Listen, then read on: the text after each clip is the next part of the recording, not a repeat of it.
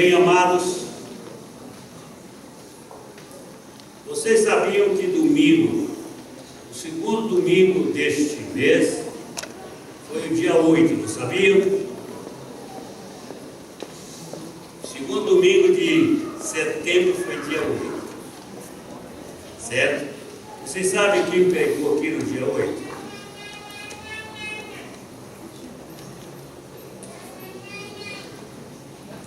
Quem pregou nessa igreja no dia 8? Todo mundo está viajando?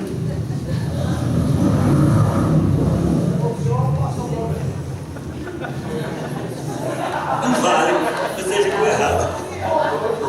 Fui eu que preguei. E não, eu ia fazer uma outra pergunta, mas eu sei que vocês não vão lembrar sobre o que eu falei aqui. Naquele domingo eu preguei sobre o Espírito Santo e falei que durante alguns domingos, o que eu ia fazer, até quando Deus permitisse isso, eu pregaria sobre o Espírito Santo para a igreja. E por que isso? Porque eu creio que este é um momento da história da igreja. Aqueles que estão atrelados à nossa relação com a Santíssima Trindade. Irmãos, as três pessoas da Trindade, digam comigo, digam alto comigo, as três pessoas da Santíssima Trindade, quais são elas? Pai, Espírito Santo. Meu filho vai fazer assim: Pai, que é o dedo grande, Filho e Espírito Santo. Não são três deuses, são três pessoas na divindade, um só Deus. As três se relacionam, as três trabalham unidas no mesmo propósito. Foi assim na criação e assim também foi na decisão de criar o homem como uma parte especial da criação, porque o homem é a coroa da criação. Tudo foi criado para o homem. Vocês querem uma prova? Porque eu sei disso? Porque após criado, Deus chamou o homem e pôs tudo na mão dele. E mandou que ele fizesse o quê? Administrasse tudo que tivesse aqui. Todos os seres criados estão nas mãos do homem. Tudo criado. O homem deveria coordenar, administrar a criação. Muito bem. Mas também a Trindade não só concordou, entrou num acordo, numa aliança de criar o homem, porque quando Deus foi criar o homem, Ele chamou as duas pessoas e disse assim: façamos o homem à nossa imagem e a nossa semelhança. Então, diga assim: aleluia. Eu sou criada, ou criado, à imagem e semelhança de Deus. Você nunca vai ficar recalcado, frustrado, se achando feio, se você chegar diante do espelho e disser assim: eu sou a imagem de Deus. O dia que você não estiver gostando da sua cara, volte ao espelho rápido e diga: eu sou a imagem de Deus, para trás de mim. Espírito de ódio, porque a gente pode não gostar da gente, hein? Tem muita gente que não se gosta. Quantos eu tenho aqui que não gosta de si mesmo? Levante a mão, deixe-me ver. Só o João Marcos. João Marcos não gosta dele, né? É o único aqui. Está ruim, hein, João Marcos? Sem esperança. Mas então, irmãos, este acordo aconteceu. Somos criados à imagem de Deus. Ninguém tem menos do que isso aqui, queridos. Pode ter menos ou nada de Jesus, nada de Deus, mas a semelhança ainda está aí. Por isso que o ser humano é valoroso, Por isso que preconceito contra o ser humano, por causa de dinheiro, por causa de altura, por causa de magreza, ou por causa de cor, isso é insensatez e loucura. Certo? Então, mas houve uma outra coisa na qual a Santíssima Trindade concordou. No coração de quem nasceu o plano da redenção, o plano da salvação, no coração de quem ele nasceu? Que Deus? O Pai. Mas o plano da redenção nasceu num estudo da Trindade também. As três pessoas tomaram a decisão, mas o Pai tem o comando da divindade. A administração central está nele. As duas pessoas estão com eles e elas estão de acordo. Num dia no céu, parece que houve uma reunião muito séria, aquela mesma na qual Deus decidiu criar o homem. Naquele dia também foi estudado o plano de redenção. E o Pai disse, mas criar o homem tem uma implicação. Nós vamos ter que redimi-lo. Nós vamos ter que traçar um plano de redenção para ele. Precisa que um de nós o redima. E diz que nesta hora o filho, eu creio que nesta hora, o filho levantou a mão e disse, Pai, eu estou pronto para redimi-lo. Mas tem uma coisa, eu só vou se o Espírito for. Então, acordaram os dois. Deus é quem envia o Filho para a nossa redenção.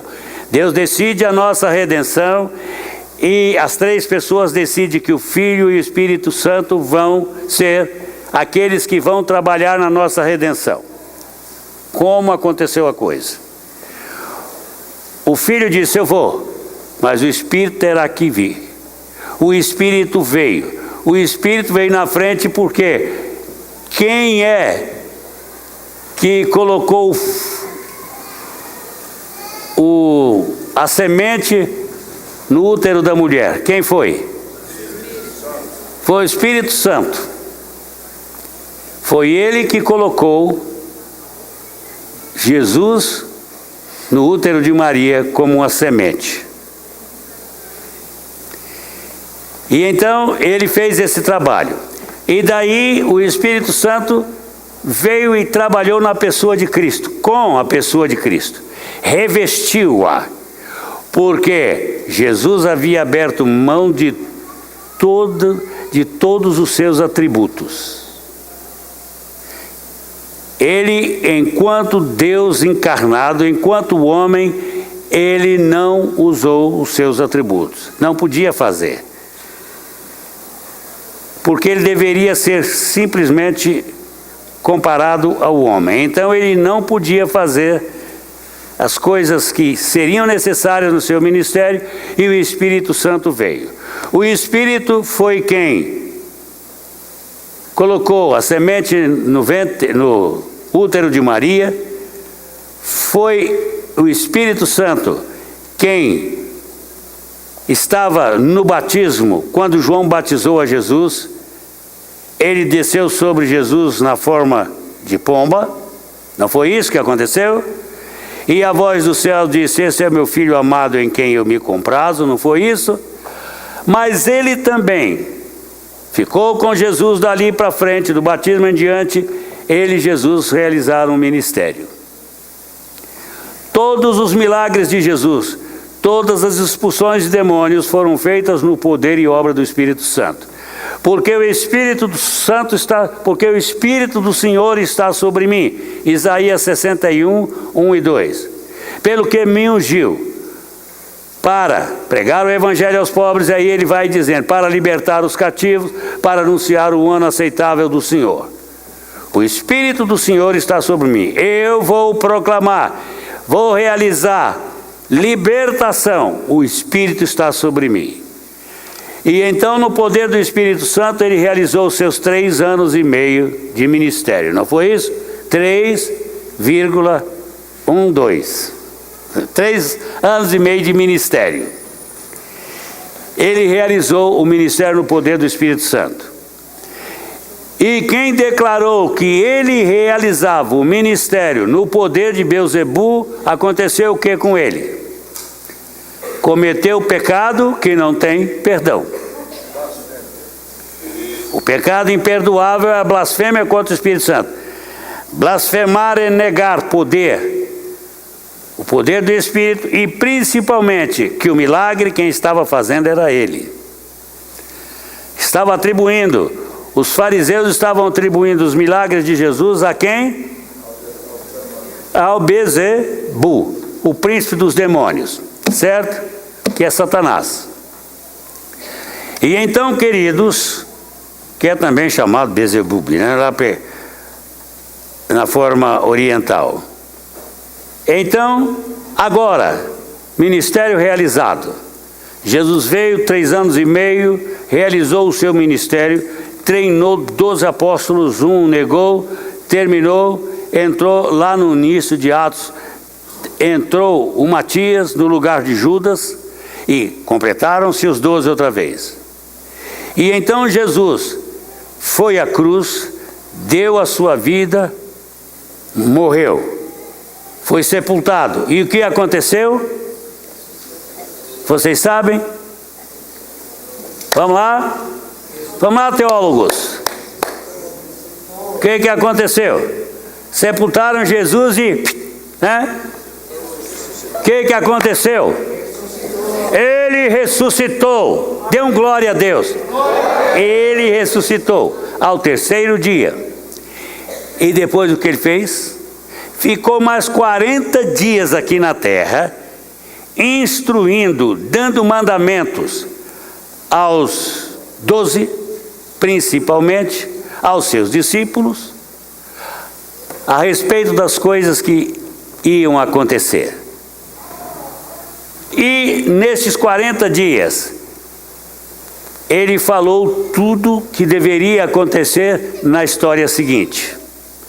E ele deu um mandamento aos discípulos: não saiam de Jerusalém, não dê nenhum passo para fora de Jerusalém, até que o Espírito desça sobre vocês.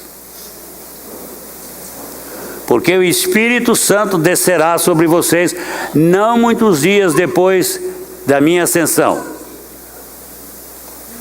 para se cumprir a palavra de João Batista a respeito de ser eu batizador com o Espírito Santo. E vocês serão todos batizados no Espírito Santo. Os discípulos já estavam salvos? Já. Salvos. Se tivessem morrido todos antes da ascensão, iriam para o céu. Todos estavam salvos. Mas eles foram revestidos do Espírito Santo quantos dias depois da ascensão? 7 dias mais ou menos, no dia de Pentecostes. E então, meus amados irmãos, porque o Espírito Santo tinha que vir? Era a promessa do Pai, era o desejo do Filho, que concordava com o Pai, que o Espírito Santo, como Jesus, entrasse na história.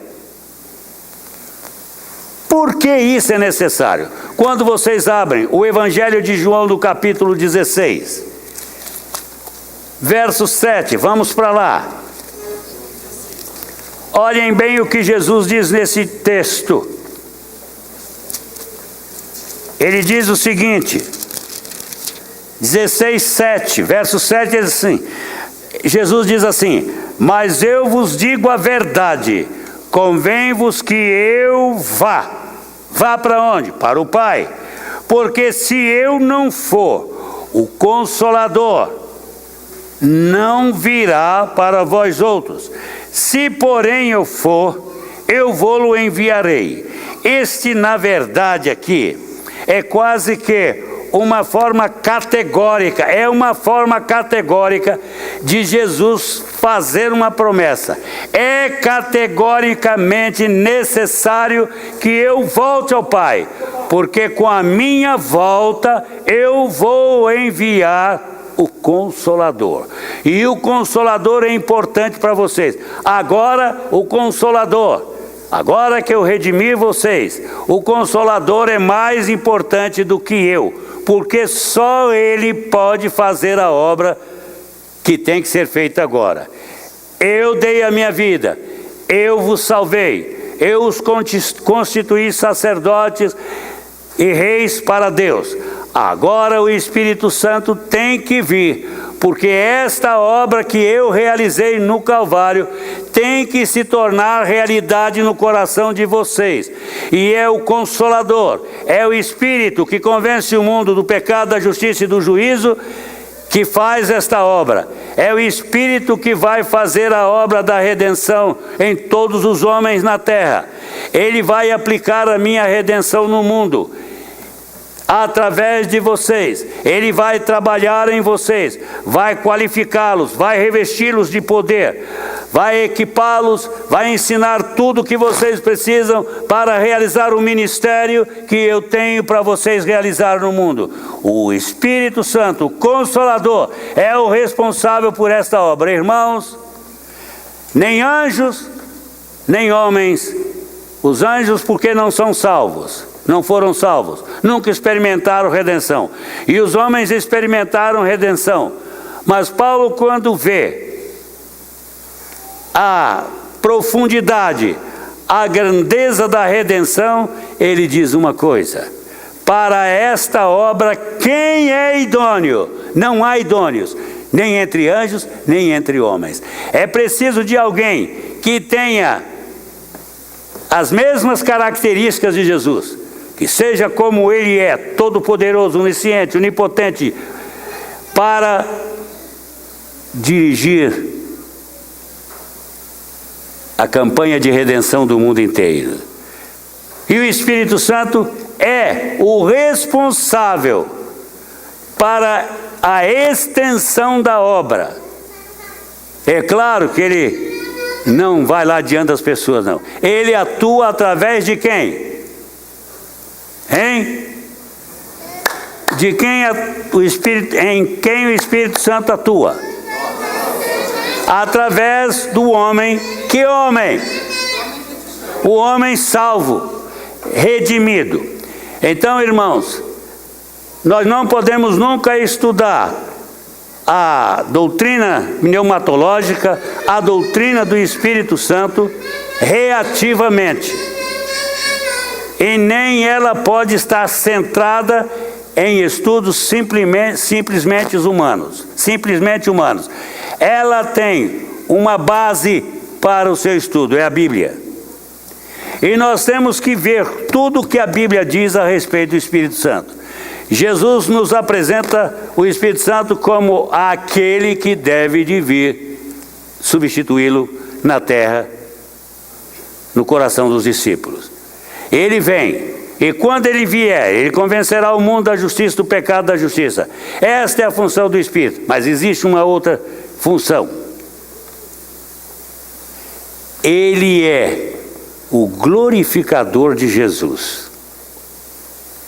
E Jesus diz: Ele vai me glorificar. Ele não vai falar nada dele mesmo, mas tudo que ele tiver ouvido, tudo que passarmos, que o Pai e eu passarmos, ele vai falar para vocês. Ele vai ensinar vocês a toda a verdade. Mas tem outra coisa que o Espírito Santo faz, e que a igreja não tomou posse dela através dos séculos. A igreja, quando levantava alguém para conscientizá-la disso, vocês vão ver isso em todos os avivamentos da história.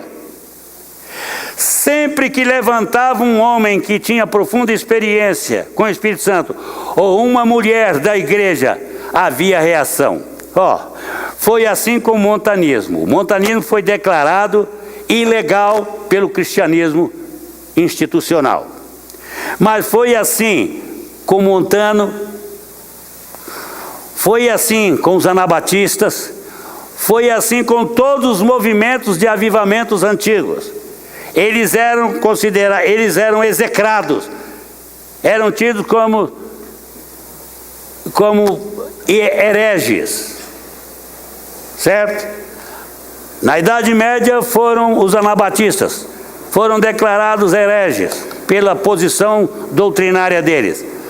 Mas olhe, quem mais ouve na história? Você vai em todos os avivamentos, os avivalistas são um problema. Agora os mais importantes, os avivamentos mais importantes. O de Wesley na Inglaterra, que gerou o metodismo. Wesley batalhou, combatendo o Espírito Santo e com santidade. Outro homem muito importante é R.A. Torrey. Este homem também era da mesma linha do Wesley. Mas, meus amados irmãos, vocês sabem, houve um avivalista na história do cristianismo, que é recente, e que provocou tudo isso que nós temos hoje. Foi um homem negro nos Estados Unidos, chamado Seymour, William A. Seymour. Ele era um negro, ele tinha uma deficiência nos olhos, mas era um homem cheio do Espírito Santo. Foi ele que iniciou o último dos grandes avivamentos. Foi o avivamento da Rua Azusa, que gerou todo este sistema pentecostalista antigo, de 100 anos, de 80 anos, 100 anos para trás. Até de 1906 até 2006, 100 anos. Nesse século, nasceram todos os outros avivamentos. Mas o avivamento que gerou as Assembleias de Deus foi o de Seymour. Por quê? Porque ele foi rejeitado nos Estados Unidos. Mas não adiantou nada. O Espírito de Deus agiu e o avivamento começou e alcançou o mundo. Foi em 910, 912 que começou-se a falar outra vez em línguas no mundo, desde muitos séculos. E aí começou este movimento. Este movimento era um movimento que teve como alvo trazer o Espírito Santo para o seu lugar dentro da doutrina. Porque o lugar do Espírito Santo foi concedido por Jesus. Ele veio para fazer esta obra. E uma coisa, Jesus salvou os apóstolos, mas quem ministrou o poder neles foi quem? Não muitos dias depois da ascensão, aconteceu o Pentecostes e foi ali que o batismo do Espírito Santo aconteceu de verdade na vida dos apóstolos. E aconteceu para quê? Para que eles fossem testemunhas, para que os discípulos primitivos cumprissem o seu ministério, e isso eles fizeram muito bem. Pedro não foi reativo. Pedro aceitou. Pedro foi o primeiro pregador do batismo do Espírito Santo na terra. Vocês sabiam disso? E ele o fez conforme a profecia de Joel 2, 28 e 29. Então, irmãos, há uma coisa. Dr.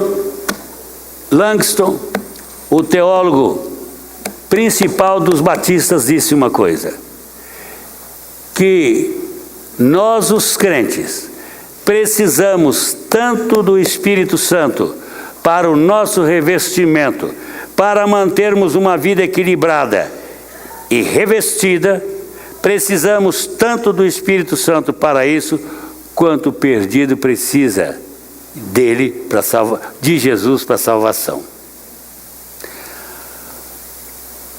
O Espírito Santo se tornou o executivo da obra da redenção por Jesus e por Deus. É Ele quem trabalha nisso.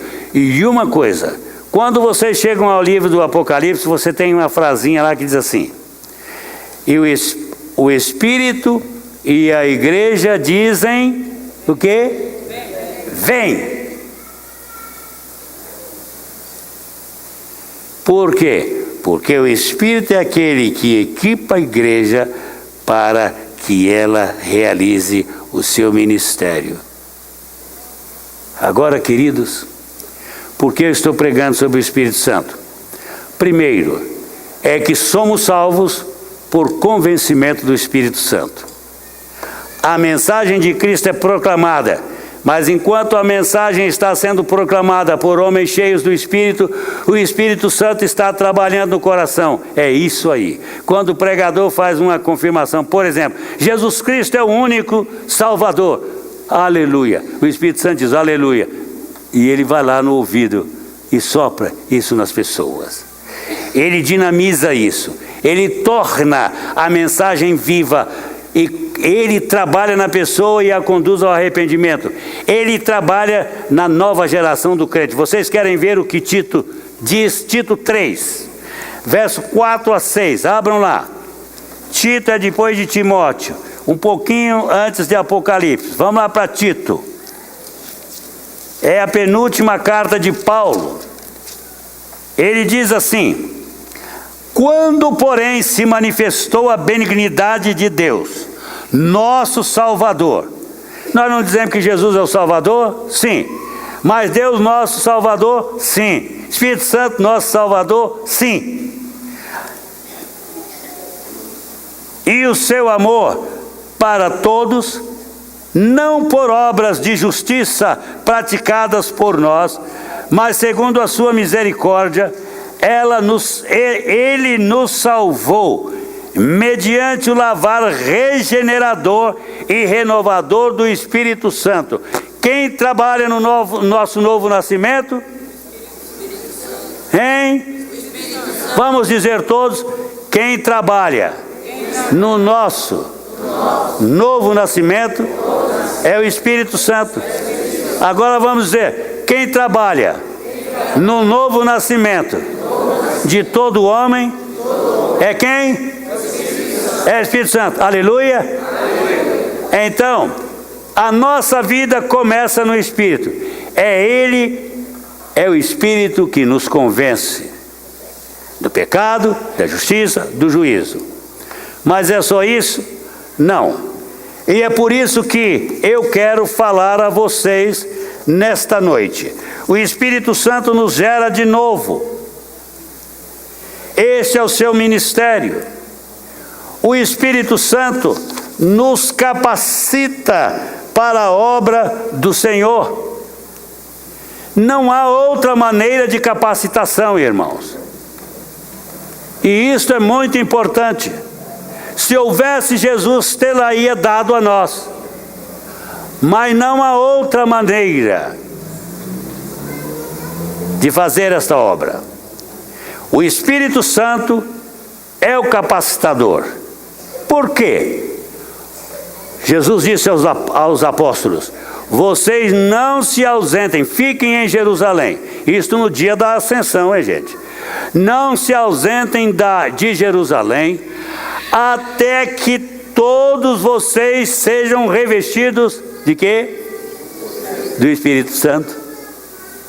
Recebam a unção do Espírito para a obra que eu tenho para vocês.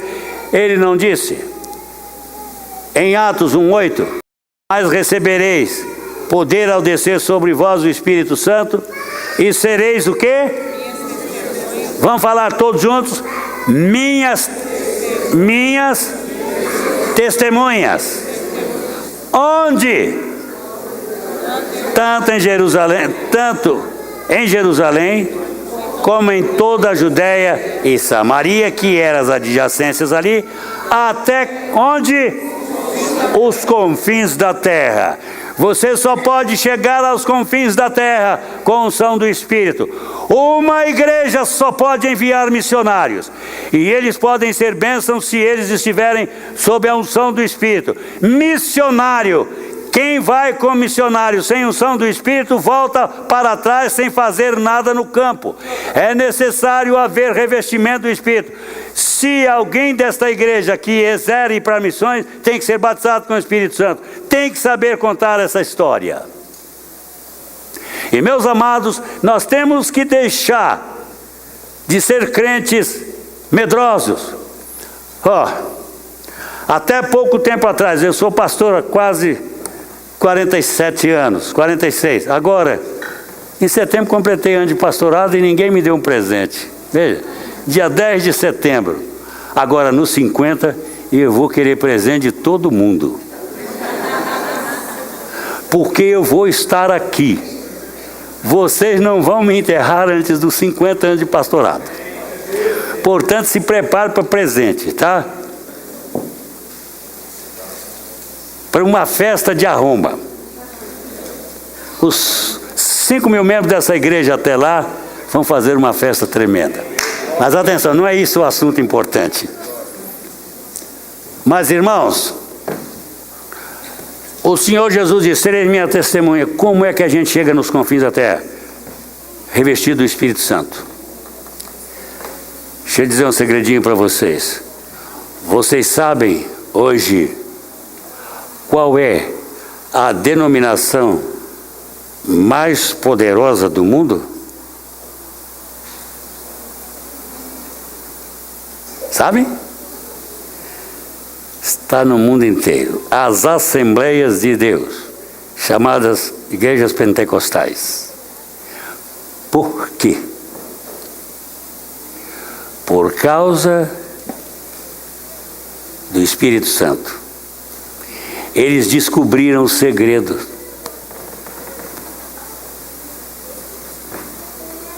Um dia eu vi um missionário. Um dia nós estávamos conversando, tinha um homem que era missionário assembleiano e ele estava contando as experiências dele. E tinha um outro missionário que era meu amigo e ele disse assim: Vilaça, como esse homem faz tanta coisa? Ele disse: o que você faz? Ele disse: quase nada. Ele disse: pois é, mas acontece que ele tem uma coisa que você não tem certeza que tem. E que nem eu tenho. Naquele tempo eu era um batistão, cuspia e lá no chão fazia baptista. Eu era terrível, né? Olha, presbiteriano era meu primo. Metodista, presbiteriano, 1º grau, metodista, 2º grau. Pentecostal já não era mais parente.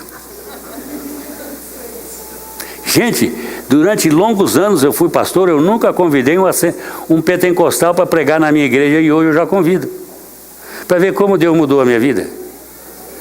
Agora, Romildo, você sabe como é que o missionário pentecostal vai para o campo? Você pensa, hoje ele já estão começando com essa coisa. Se ela substituir o que eles têm, eles vão ficar iguais em todo mundo. E vai ter que nascer uma outra denominação, a Manancial da Vida. Se eles deixarem o que tem, eles não farão mais missões. Porque eles vão para o campo bimbato, com a pele dos dentes e com a certeza de que eles têm batismo e poder do Espírito Santo. E eles vão no poder do Espírito Santo. E eles vão para arrasar. E eles chegam e dentro de pouco tempo eles formam a igreja. Por quê? Porque eles sabem que o Espírito Santo é quem decide a história.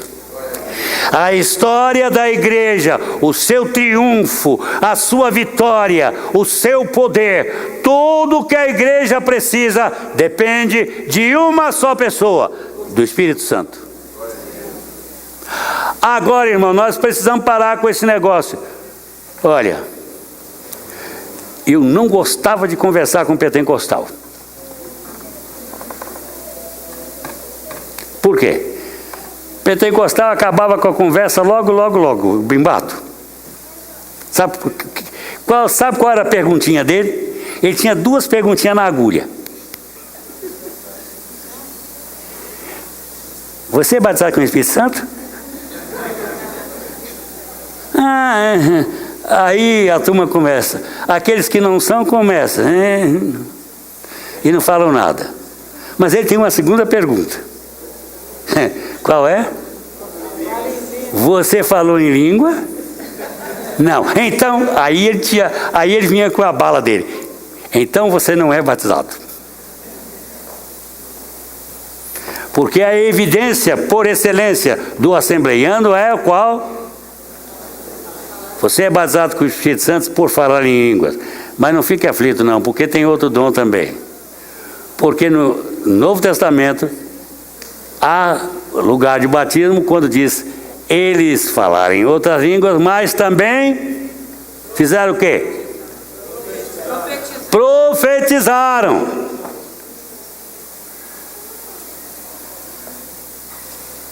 Eu pergunto a vocês, será que os nossos irmãos assembleianos estão tão errados, doutrinariamente? Não.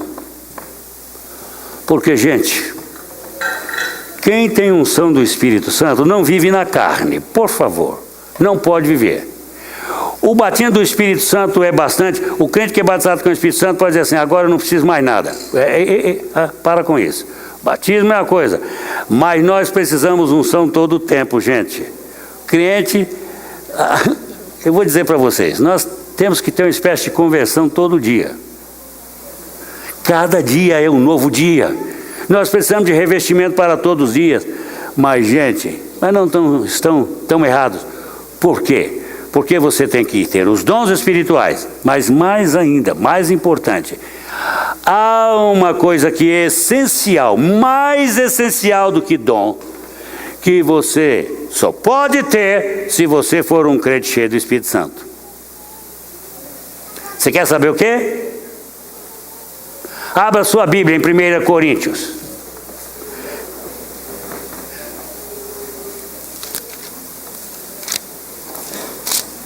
Não, vamos para Gálatas, está mais junto, Gálatas. Gálatas está melhor para a minha palavra agora. Gálatas capítulo 5. Todos já acharam Gálatas? Olha que eu estou devagarzinho aqui, para você achar. Quantos já acharam? Diga aleluia. Aleluia. Alguns já acharam. Então vamos lá para o capítulo 5. Muito bem. Agora o que Paulo diz aqui? Ele diz assim, mas, verso 22, o fruto do Espírito é. Ele não diz no plural, hein, gente? Ele diz o quê? Mas o fruto do Espírito é amor. Diga, amor. Diga, irmão, eu amo você, irmão. Levi, alguém disse para você que ama você aí? Se você não tem ninguém perto de você, levanta e vai lá e diga, irmão, eu amo você. Por favor, façam isso. No Espírito do Senhor, eu amo você.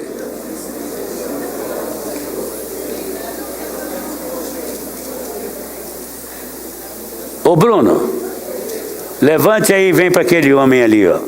Ele se chama Levi. Aqui, ó. Aqui. Ele aí. Vai para ele.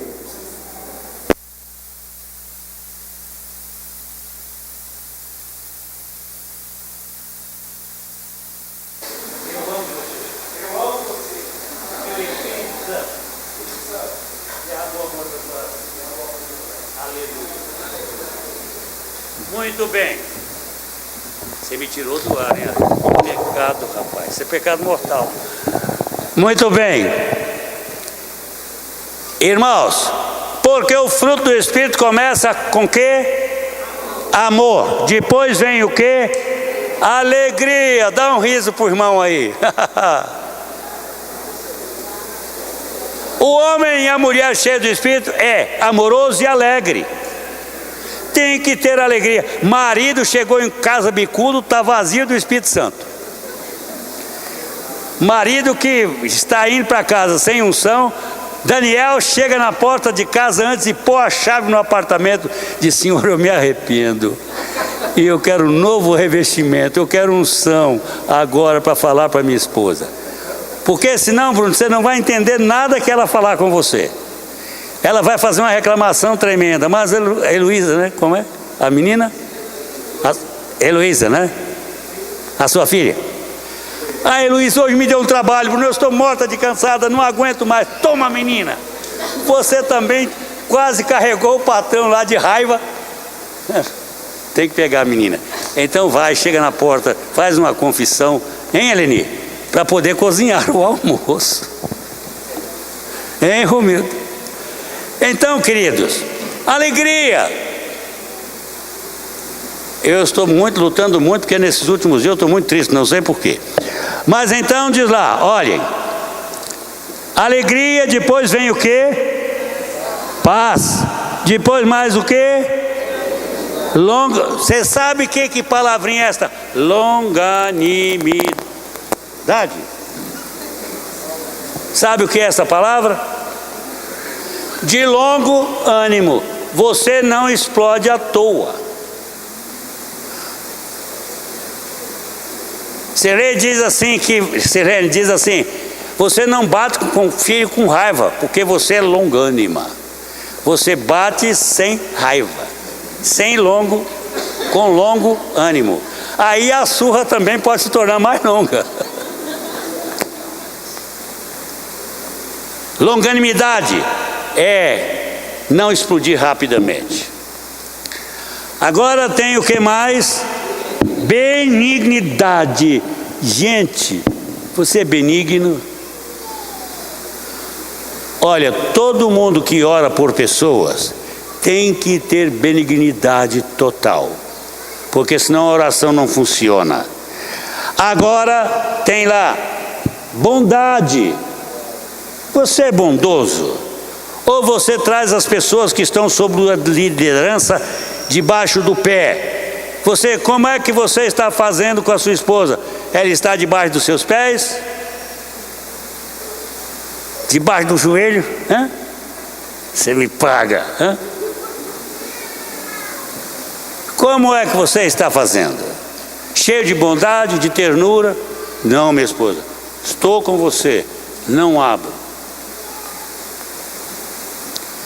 Agora, diz ele, fidelidade. O homem cheio do Espírito Santo é fiel, ele é cheio de fidelidade, mas também é manso. Agora, mansidão não quer dizer que você se torne uma vaquinha de presépio. Tá bom, o Lula está roubando, tá muito bom. O Zé Disseu roubou muito, aleluia, bom para ele. Você não é alguém que concorda com o pecado dos outros, não. E muito pior com os seus. Mansidão. E depois, domínio próprio. Administra a sua vida. Porque quem administra a sua vida é mais valente do que o homem que conquista uma cidade. Está vendo? Então, queridos, este é o trabalho do Espírito Santo. Agora, gente, imagine uma igreja cheia do Espírito Santo. Todos os crentes, indubitavelmente, sem qualquer dúvida, cheios do Espírito. O que nós poderíamos fazer, irmãos? Agora eu quero fazer uma pergunta disso a vocês. Vocês sabiam que estes são os ministérios do Espírito Santo? E que por isso a igreja precisa conhecer a pessoa do Espírito Santo? Uma igreja nunca chega lá sem poder do Espírito Santo. Mas você não pense que se você for um crente você vai ter sucesso sem isso. Porque o homem de sucesso, ele precisa do Espírito, porque ele tem que gerar o fruto do Espírito. Toda mulher tem que gerar fruto do Espírito. Se você não produz fruto do Espírito, você não pode criar filhos que tenham domínio próprio, fiéis, longânimos, bondosos, amorosos, cheios de paz. Você vai criar filhos e filhas desobedientes, teimosos, bronqueiros, filhos que não levam a sua paternidade ou maternidade a sério. Ele sempre é um filho discutidor. E vou dizer para vocês, o pai e a mãe dedicados ao Senhor não pode criar um filho contestador. Porque quando ele chegar na adolescência, ele vai para o olho do mundo e vai se tornar pior do que um incrédulo. Isso é sério. Então, queridos, nós estamos precisando dar uma guindada nas nossas vidas. Eu estou dizendo a Deus, eu quero uma guindada na minha vida pastoral, senão eu não vou, Senhor, eu não aceito servir, se não der uma reviravolta na minha vida. O seu ministério na igreja. Tem gente que tenta manter um ministério mesmo sem qualificação moral e espiritual para ele. Errado. Nós vamos formar um corpo diaconal, se Deus quiser, nessa igreja. Mas uma das coisas que eu quero ver nos meus diáconos e nos meus líderes, nos meus presbíteros, porque eu sou mais velho aqui, posso dizer isso. E em mim também, é que nós derramemos amor uns dos outros. É que nós amemos a obra de Deus. Irmãos, deixa eu dizer para vocês. Olhem, sexta-feira eu tive uma reunião com os primeiros que eu senti que deviam ser separados para a gente conversar a respeito de diaconato. Ainda tem mais a escolher. Mas todos nós que viemos naquele dia aqui tivemos um problema. Qual foi? Trânsito. Houve irmãos em Bimbata que chegaram quase 1 hora atrasados na reunião. Por quê? Por causa do trânsito de Brasília. Então eu já estou chegando à conclusão que daqui uns dias nós vamos ter que reunir às 9 horas da noite, às 21 horas. A gente tem que condensar as reuniões para fazer rápido, porque 9 horas você vem rápido e chega em casa rápido. Temos que orar sobre isso. Porque o trânsito dessa nossa Brasília é uma provação e um teste para os nossos nervos e um grande produtor de estresse. Então, não aconselho você ir embora, porque lá onde você estiver, eu levei 23 minutos aqui, de trás de nós aqui, 3 quilômetros eu moro daqui. Eu levei 23 minutos para chegar aqui. E olha que eu sou pé quente, hein? Eu ando assim, eu já ando olhando lá na frente onde eu vou entrar para cortar o camarada mole. Mas eu não corro, gente. Eu ando dentro da velocidade do lugar. Se for 60, Jason, eu mantenho 60 continuamente. Se for 80, eu mantenho 80, hein, Bill? Agora, se for 100, é 100. Se for 110, é 110. O que a estrada permite. Daniel, eu procuro brechas. Eu sou o tipo do chofer que ando procurando brechas que dê para eu passar.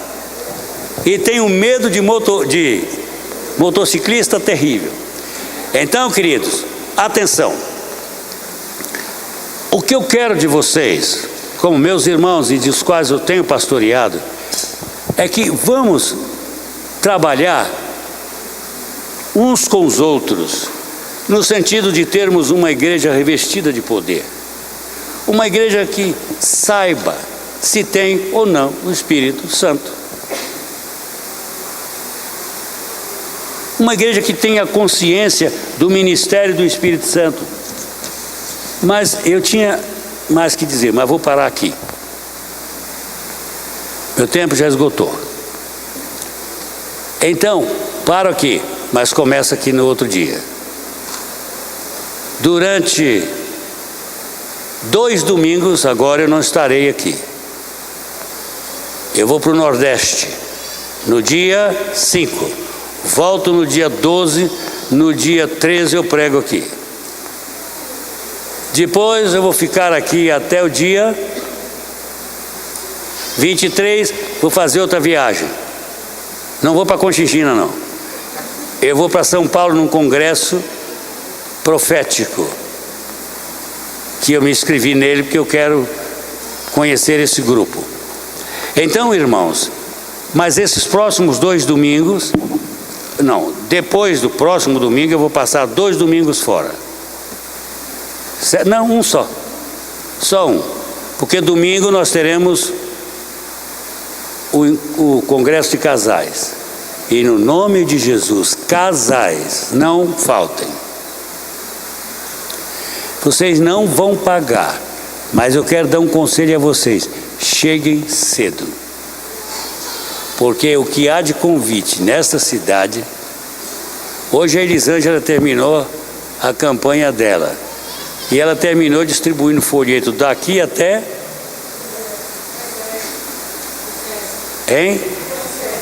Até o Sesc, ela e a Sara, felizes da vida, distribuindo convites. Marquinhos, você quer a palavra? Então, irmãos, deixe-me dizer, o que nós vamos trabalhar na igreja agora é isto. Você aceita? Quer isso? Levante a mão. Quem aceita? Vamos, menos o Marquinhos e a Juliana. Então, olha que estão vendo. Então, querido, nós vamos trabalhar neste assunto, até que todo crente saiba isso muito mais do que eu sei. Certo? Aí nós vamos pregar sobre Deus Filho e Deus Pai. Mas nós precisamos do Espírito Santo, porque o ministério dele está na glorificação do Pai e do Filho. Esse é que é o ministério dele. Amém? Eu não vou chamar ninguém à frente, porque isso é ensinamento para a igreja que tem que receber. Tá certo? Vamos ficar de pé? Orem pelo Valdemir, porque ele ficou doente de repente, certo?